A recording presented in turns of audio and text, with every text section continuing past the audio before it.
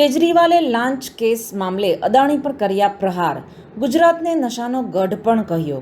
દિલ્હી વિધાનસભા સત્રના છેલ્લા દિવસે આમ આદમી પાર્ટીના રાષ્ટ્રીય સંયોજક અને ભૂતપૂર્વ મુખ્યમંત્રી અરવિંદ કેજરીવાલે દિલ્હીમાં ડ્રગ્સ અને લથડતી જતી કાયદો અને વ્યવસ્થા દરમિયાન માર્ગે ગુજરાતમાં પકડાયેલા ડ્રગ્સના મોટા જથ્થા, અદાણી પર અમેરિકા દ્વારા લગાવવામાં આવેલા લાંચના આરોપો અને શિરોમણી અકાલી દળના પ્રમુખ સુખબીરસિંહ બાદલ પર પંજાબમાં થયેલા ઘાતક હુમલા જેના અનેક મુદ્દાઓનો ઉલ્લેખ કરી આકરા પ્રહારો કર્યા છે.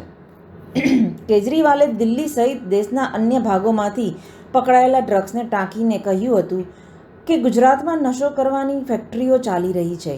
સપ્ટેમ્બરમાં 2021માં ગુજરાતના મુન્દ્રા પોર્ટ પરથી 3000 કિલો હેરોઇન જપ્ત કરવામાં આવ્યું હતું.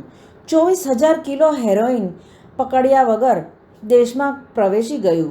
આ સિવાય પણ ગુજરાતમાંથી 2.5 લાખ કરોડ રૂપિયાનું ડ્રગ્સ ઝડપાયું હતું. દરિયાઈ માર્ગે ડ્રગ્સ ગુજરાતમાં આવે છે અને પછી ત્યાંથી અન્ય રાજ્યોમાં સપ્લાય થાય છે. આ સ્થિતિમાં સવાલ એ ઊભો થાય છે કે આ બધી સ્થિતિને નિયંત્રણ કરવાનું કામ ગૃહમંત્રી અમિત શાહનું છે. ગુજરાત આજે નશા કરવાનું ગઢ બની ગયું છે. બધા જાણે છે કે જે બંદરથી ડ્રગ્સ પકડાઈ રહ્યું છે તે અમિત શાહના મિત્રનું છે. તો શું આ બધું તેમના સહયોગથી થઈ રહ્યું છે?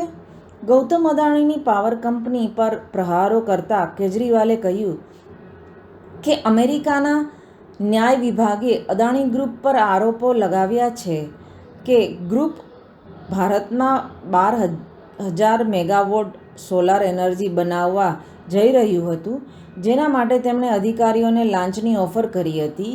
મારા પર પણ પાવર કંપનીને અદાણી ગ્રુપને સોંપવા માટે દબાણ કરવામાં આવ્યું હતું, પરંતુ મેં આવું ના કહ્યું. જો દિલ્હીમાં ભાજપને મત આપશો તો વીજળી અદાણીને સોંપી દેવામાં આવશે અને વીજળી એટલી મોંઘી થઈ જશે કે લોકો માટે તેના બિલ ચૂકવવા મુશ્કેલ થઈ જશે. પંજાબમાં શિરોમણી અકાલી દળના પ્રમુખ સુખબીરસિંહ બાદલ પર થયેલા જીવલેણ હુમલાની સખત નિંદા કરતા કેજરીવાલે કહ્યું હતું કે પૂર્વ નાયબ મુખ્યમંત્રી સુખબીર બાદલ અને કોઈએ ગોળી મારવાનો પ્રયાસ કર્યો હતો, પરંતુ હવે તેઓ સુરક્ષિત છે.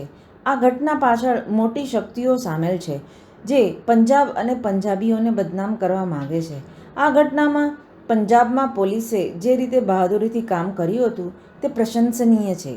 સ્ટાર ન્યૂઝ 7 સચ્ચાઈની સાથે, હંમેશા સચ્ચાઈની સાથે.